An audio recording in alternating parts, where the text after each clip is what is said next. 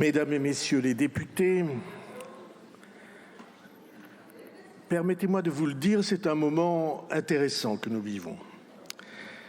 Non pas seulement parce que c'est la 7e motion de censure que doit affronter le gouvernement, mais sur une durée plus longue, c'est dans cet hémicycle la 153e motion de censure, ou 154e, je ne garantis pas, qui a été déposée et discutée. Ces motions de censure, depuis le début de la Ve République, ces motions de censure, déposées généralement par les oppositions contre le gouvernement, par la droite contre la gauche, par la gauche contre la droite, par gauche et droite associées contre le centre, ces motions de censure avaient toutes un point commun. C'étaient toutes des motions de censure qui invitaient l'Assemblée nationale à voter contre le gouvernement.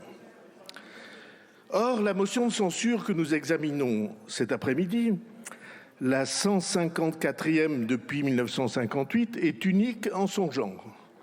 Parce que c'est la première fois que l'Assemblée nationale est invitée à voter contre l'Assemblée nationale. Car ce qui est la raison ou le prétexte de cette motion de censure, c'est le vote demandé par 4 des groupes de cette Assemblée et adopté par une majorité d'entre vous, mesdames et messieurs les députés, vote d'une motion de rejet sur un texte d'origine parlementaire, adopté en première lecture par le Sénat et qui a été repoussé par une motion de rejet qui a recueilli 274 voix contre 121, soit la majorité absolue des votants membres de cette Assemblée. Donc l'Assemblée n'est pas contente de l'Assemblée et elle se propose, à la demande de 58 de ses membres, de manifester le mécontentement qu'elle éprouve à son propre égard en renversant le gouvernement. Résumons, le gouvernement n'est pas à l'origine de ce texte, il n'est pas à l'origine de son adoption, il n'est pas à l'origine de la motion de rejet, mais il est coupable, forcément coupable, comme disait Marguerite Duras.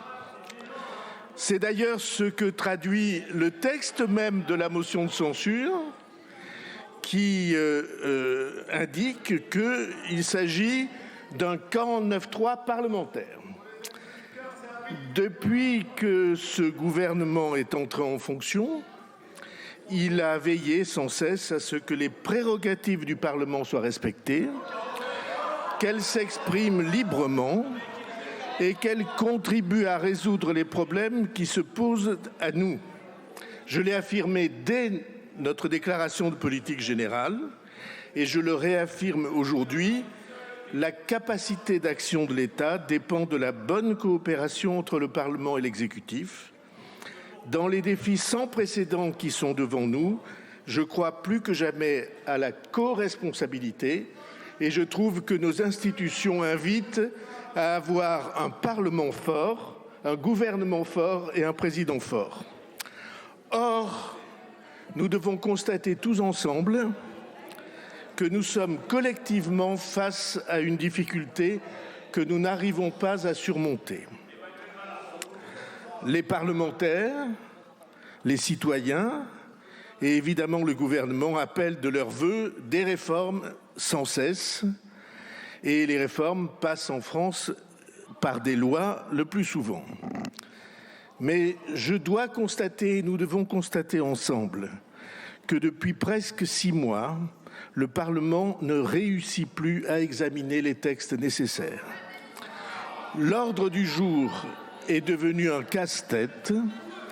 Les amendements se multiplient, leur nombre double de législature en législature, les débats s'éternisent et il n'est pas de jour sans que les parlementaires, les commissions, les groupes, les ministres, les observateurs exigent l'inscription à l'ordre du jour de l'Assemblée de textes nécessaires et qu'il est impossible d'examiner en raison de l'embouteillage parlementaire organisé et voulu qui se développe dans cette Assemblée. Allez, s'il vous plaît, on écoute le Premier ministre. Merci. Mesdames et messieurs les députés, vous pouvez hurler autant que vous voulez. Ça ne change rien à la situation devant laquelle nous sommes, qui vous concerne autant qu'elle concerne le reste de l'Assemblée nationale. Cette situation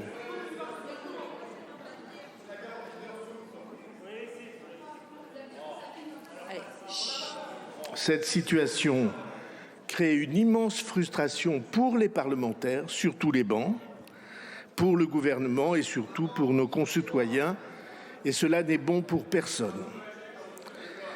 Ce blocage se retourne contre le Parlement lui-même. Les seuls adversaires au bon fonctionnement du Parlement, ce sont ceux qui cherchent par tous les moyens à saper son travail, à attaquer sa raison d'être et ainsi à le discréditer aux yeux des Françaises et des Français, ce qui se fait chaque jour davantage, ceux qui utilisent systématiquement les outils de l'obstruction et du blocage. Et ces adversaires-là, ça n'est pas le gouvernement. Ils sont sur ces bancs et ils empêchent le Parlement de faire son travail. Alors vous savez, Madame la Présidente, que je plaide depuis longtemps, un peu solitairement, comme citoyen, depuis des années pour une réforme du fonctionnement du Parlement. Je le fais avec la plus grande humilité concernant une question qui concerne au premier chef et d'abord ceux qui sont assis sur ces bancs. Je pense que tant que le Parlement ne sera pas en mesure d'examiner un nombre suffisant de textes, qui puissent les examiner en même temps, pour permettre à la fin que tous les députés votent lors de séances plénières concentrées sur une demi-journée par exemple, comme ça se passe au Parlement européen, nous ne réussirons pas à régler cette question lancinante et qui s'aggrave tous les jours. Le choix qu'ont fait les députés en votant la motion de rejet que vous mettez en cause ne cache ou ne dissimule aucune volonté d'empêcher que le débat ait lieu. Il ne clôt en rien le travail parlementaire, car la prochaine étape du texte, la commission mixte paritaire, est le lieu où se construit l'équilibre, le consensus ou le compromis entre les deux chambres du Parlement. C'est une procédure parfaitement régulière, prévue par la Constitution et le règlement des assemblées, et utilisée sur une très large majorité de textes. Et la possibilité de voter une motion de rejet est tout aussi régulière, tout aussi prévue par les textes encadrant le travail parlementaire. Dois-je rappeler à votre groupe qu'il a déposé pas moins de 14 motions de rejet depuis le début de cette législature, c'est-à-dire depuis septembre 2024, de sorte que votre groupe est dans cet hémicycle le recordman de la motion de rejet et que 14 motions déposées sur les 18 qui viennent de l'opposition ont été examinées. Vous en avez même fait adopter 2. Vous avez employé la motion de rejet contre des textes que nos concitoyens attendaient. Lutte contre le narcotrafic, motion de rejet. Sécurité dans les transports, motion de rejet. Simplification administrative, motion de rejet. Vous l'employez comme un outil dans votre tactique méthodique et constante permanente de l'obstruction, du blocage, c'est-à-dire au bout du compte de l'immobilisme. Et c'est uniquement parce que la proposition de loi des sénateurs Duplomb et Menonville était victime de vos manœuvres d'obstruction qu'une motion de rejet a été déposée puis votée sur ce texte dont plusieurs mesures sont vitales pour notre agriculture. 3500 amendements avaient été déposés, plus de 1500 par le groupe écologiste et 850 par le groupe de la France insoumise.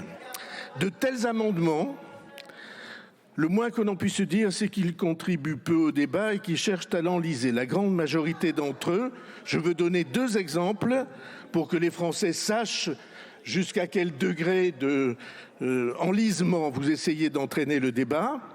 Par exemple, amendement, remplacer les deux mots 1 mois par les deux mots 30 jours. Remplacer finalité, remplacer dans le texte finalité par le mot but. Je ne suis pas certain que ces deux modifications étaient celles que l'agriculture française, celles dont l'agriculture française avait le plus urgent besoin.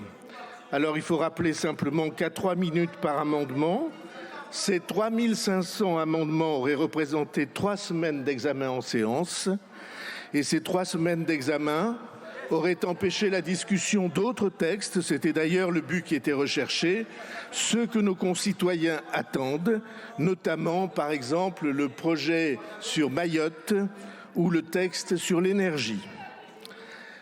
Le gouvernement a proposé un temps législatif programmé et c'est votre groupe qui s'y est opposé. Je ne crois pas, devant l'ampleur des difficultés que nous avons à lever, que cette obstruction constitue une attitude responsable. Depuis son entrée en fonction, le gouvernement s'est de son côté employé à faire avancer 28 textes adoptés par le Parlement, comme la loi d'urgence pour Mayotte en février, la loi d'orientation agricole en mars, les lois sur le narcotrafic et la sécurité dans les transports au mois d'avril. Je pense que nombreux sont sur ces bancs ceux qui jugent que ces jeux sont particulièrement déplacés sur des sujets aussi vitaux que ceux que nous examinons et par exemple que notre agriculture et nos agriculteurs, la façon dont nous pouvons concilier la reconquête de la production agricole avec le respect de l'environnement et de la santé publique. Ce sujet est un sujet d'urgence vital pour notre pays et qui mérite un débat sur le fond. La conviction du gouvernement est qu'agriculture et écologie, agriculture et respect de l'environnement sont deux aspects du même combat. Notre ambition pour l'agriculture française est qu'elle garde et renforce son haut niveau d'exigence en matière environnementale, sanitaire et sociale, car nous savons qu'il n'y aura pas de souveraineté agricole française, pas de sécurité alimentaire, si notre agriculture n'atteint pas la triple performance économique, qualitative et environnementale.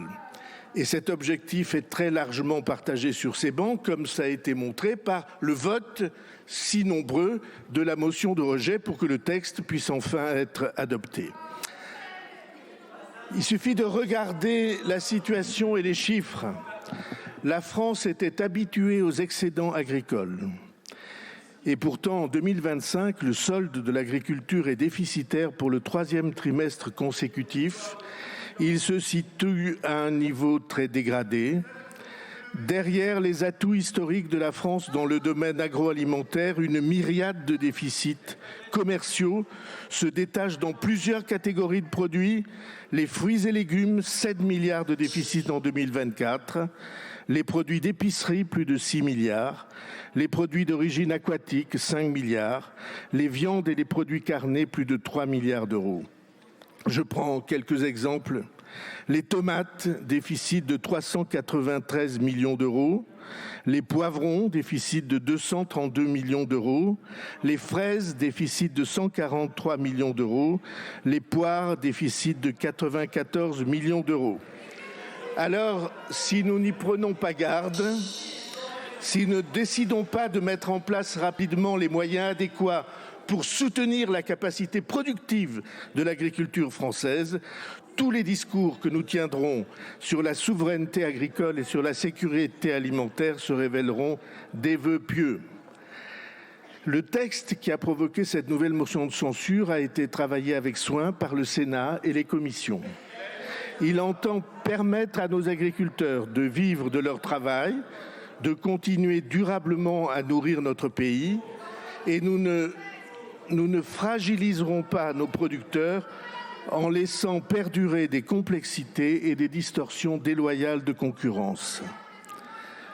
Comme vous le savez, l'immense majorité des néonicotinoïdes a été interdite dans les années précédentes. Il reste un seul produit, une seule substance, l'acétamipride. Et l'acétamipride, elle est interdite en France et autorisée dans les 26 autres pays de l'Union européenne. Interdire à nos agriculteurs un produit utilisé pour la culture d'un produit principal qui est les noisettes, eh bien cela est une distorsion de concurrence qu'on impose à nos propres producteurs. Les producteurs de noisettes, qui s'appellent les nuciculteurs, les producteurs de noisettes, ils sont un peu plus de 300 exploitations en France, chacune ayant moins d'une dizaine d'hectares, ce qui représente une part infime de l'espace agricole français. Pour que chacun puisse se faire une idée, ce que représente la culture des noisettes par rapport à notre espace agricole, c'est l'équivalent d'un timbre-poste sur un terrain de football. Et donc, cette infime production est empêchée, mais les noisettes que vous consommez, elles viennent de Turquie, avec des produits de cet ordre, des autres pays européens sans exception. S'il vous plaît, et vous faites en sorte. Madame la députée, s'il vous plaît. Madame la députée. Non mais vous n'êtes pas d'accord, vous n'avez pas à hurler dans l'hémicycle, le Premier ministre a la parole. Merci. Et Madame la députée, vous ne remettez pas en cause la présidence et vous arrêtez d'hurler immédiatement. Je vous rappelle à l'ordre, Madame la députée. Vous notez le rappel à l'ordre. Bien, et donc cette vérité qui visiblement est dérangeante pour vous, selon laquelle vous voulez interdire aux producteurs français un produit considéré comme sans problème et difficulté par tous les autres pays européens, font que les producteurs français sont rayés de la carte par la volonté que vous voulez défendre devant eux.